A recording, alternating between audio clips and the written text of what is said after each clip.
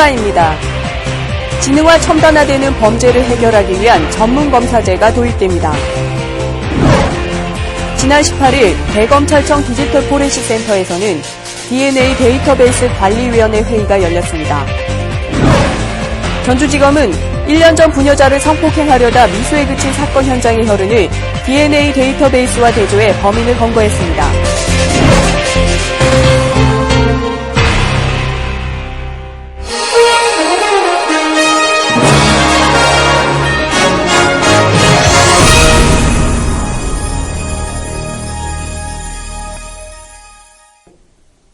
안녕하십니까. 검찰 포커스 정지영입니다. 날로 지능화 첨단화되고 있는 범죄. 이러한 흐름에 검찰도 발빠르게 대응하고 있습니다. 상반기 정기 인사를 통해 지식재산과 공정거래, 의학 부문을 전문적으로 수사할 수 있는 전문검사를 발탁한 것인데요. 원은주 기자가 취재했습니다. 오로지 진실만을 따라가는 공평한 검사, 스스로에게서 엄격한 법무부에서 열린 신임검사 인관식. 사법연수원을 수료하고 이제 막 검찰의 길에 들어선 신임검사들의 얼굴엔 진지함과 남다른 각오가 엿보입니다.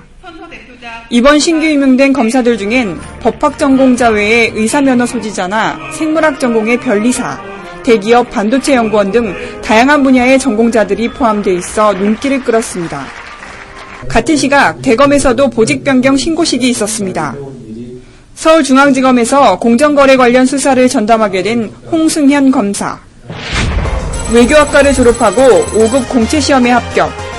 9년간 공정거래위원회에서 근무한 독특한 이력의 소유자입니다. 공정거래 분야에서 수사의 전문성을 높여줄 것으로 기대를 모으고 있는 홍승현 검사는 오랫동안 쌓아온 공정거래 관련 지식과 경험을 바탕으로 실무에서 이를 최대한 활용하겠다는 전략입니다. 서민 피해를 유발하거나 국가 경쟁력을 잠식하는 그런 사실 악성 반경쟁 행위에 대해서 검사로서 이제 적정하게 업무 처리를 해 나가고 싶습니다. 최근 그 중요성이 부각되고 있는 지식재산권. 이 분야를 전담하기 위해 발탁된 사람은 3년간 지식재산권 관련 수사를 전담해온 정지은 검사입니다. 2005년 2월 광주지검 검사로 임관해 지금까지 지식재산권 분야에서만 관련 사범 163명을 수사하는 등 이 분야에서 큰 성과를 거둔 바 있습니다. 최근 빈번하게 발생하고 있는 영업비밀 유치 사건에 힘쓰겠다며 각오를 다진 정지은 검사. 앞으로 서울중앙지검 형사부의 지식재산권 수사에서 큰 역할을 해낼 것으로 기대를 모으고 있습니다. 저작권위원회나 문체부 같은 그런 특허청 이런 연구관님들하고 지속적인 교류를 통해 어떠한 사건의 실체를 파악하고 그에 대응하는 적절한 수사 기법을 연구하고 나아가 실제 사건에 적용하는 피드백을 통해서 다른 지식재산권 전문 수사에 있어서 어느 정도의 업무 매뉴얼을 마련할 수 있는 데 도움이 되고 싶습니다. 같은 날 오후 보직 변경 신고를 위해 법무부를 찾은 검사가 있었습니다. 의학전당 경력만 1년 6개월. 허수진 검사가 바로 그 주인공입니다. 허수진 검사는 약대를 졸업한 약사 출신으로 2005년 2월 청주지검에서 검사 생활을 시작했습니다. 부산지검 사상 최초의 강력부 여검사로 부임해 주목을 받기도 했으며 그동안 성형외과 연쇄 사망 사건 등 의료사고를 주로 수사해 이미 그 전문성을 인정받은 바 있습니다. 앞으로 서울중앙지검에서 약물을 포함하는 의료 관련 수사를 전담할 예정입니다. 최근에 문제가 되고 있는 리베이트 쌍벌죄라든가 그 법에 새롭게 시행되면서 나타나는 여러 가지 이제 범죄가 증가할 것으로 보여지고 또 그런 부분에 대한 것들도 연구가 되어져야 될 것 같습니다. 그래서 앞으로 아무튼 또 새롭게 나타나는 법 현상에 대해서 연구를 해서 각 청에 또 전파할 예정입니다. 학위와 자격증, 전담 경력, 수사 실적 등을 종합적으로 고려해 엄선한 3명의 전문검사들. 이들이 식품과 의료, 보험, 환경, 지식재산권 등 다양한 분야에서 어떤 성과를 거둘지 기대됩니다. SPBS 원은주입니다. DNA 데이터베이스의 운영 현황과 관련 업무를 점검하기 위한 회의가 대검찰청 디지털 포렌식 센터에서 열렸습니다. 2010년 12월 제1차 관리위원회 회의에 이어 지난 18일 열린 2차 회의에선 DNA 데이터베이스 관리위원과 과학수사 관련 수사관들이 참석했으며 검찰과 경찰의 데이터베이스 운영 현황과 검찰의 DNA 감식 업무 현장, DNA 데이터베이스 관련 소프트웨어가 소개됐습니다. 국무총리실 산하의 유전자 정보 데이터베이스 관리위원회는 데이터베이스 관리를 심의하기 위해 설치됐으며 위원으로 생명과학, 의료, 윤리학, 사회과학, 법조, 언론계인사 중 국무총리가 위촉해 임명됩니다. 현재 전 세계 70여 개국에서 이미 유전자 정보 데이터베이스를 도입해 사회안전망으로 활용하고 있습니다.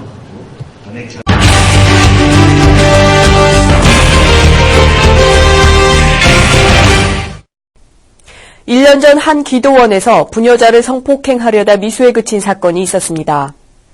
범인을 특정할 만한 단서를 발견하지 못해 사실상 수사가 중단되다시피 했는데요. 미궁 속으로 빠졌던 수사가 최근 DNA 데이터베이스 덕분에 해결됐습니다. 자세한 내용을 박사무엘 기자가 취재했습니다. 오전 6시경 새벽 기도를 하기 위해 자신이 운영하는 기도원으로 들어서던 B씨는 하마터면 성폭행을 당할 뻔했습니다. 범인의 입술을 깨물며 저항한 끝에 범인은 달아났고 B씨는 약 4주간의 치료를 요하는 상해를 입었습니다. 범인은 그 당시 노숙자였는데 너무 술에 취한 사람이 자다니 보니까 성전에 너무 술 냄새가 많이 심했던 겁니다.